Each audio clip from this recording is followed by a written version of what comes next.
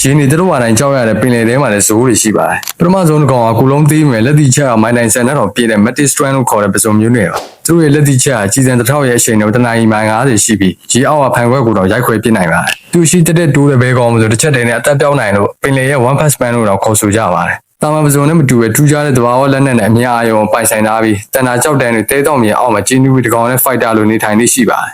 ဒုတိယတစ်ကောင်ကတော့ခန္ဓာကိုယ်တွေမကအုံနောက်ပါသုံးပြီးတိုက်ခိုက်တဲ့ Oscar လို့ခေါ်တဲ့ခေလာဝေးတွေပါသူတို့ကပင်လယ်ထဲကကွန်မန်ဒိုအဖွဲ့လိုပဲအောက်စုလိုက်စနစ်တကျပြူပါခင်းမဲ့မိလိုက်တတ်ကြပါတယ်ငမန်းတွေရေဆိုင်ရတဲ့ခါမှာလည်းငမန်းတွေငြိမ်သက်သွားစီမှာအာနေချက်ဘိုက်ကိုလန့်အောင်လှုပ်ရမဲလိုက်တာတွေကြောင့်သူတို့ကိုပင်လယ်ရဲ့အကြောက်ရဆုံးမာဖီးယားခိုင်းပါပဲအောက်စုတစ်ခုနဲ့တစ်ခုမတူညီတဲ့ဘာသာစကားတွေရှိကြပြီးဒါကိုမျိုးဆက်တစ်ခုနဲ့တစ်ခုသင်ကြားပေးကြပါတယ်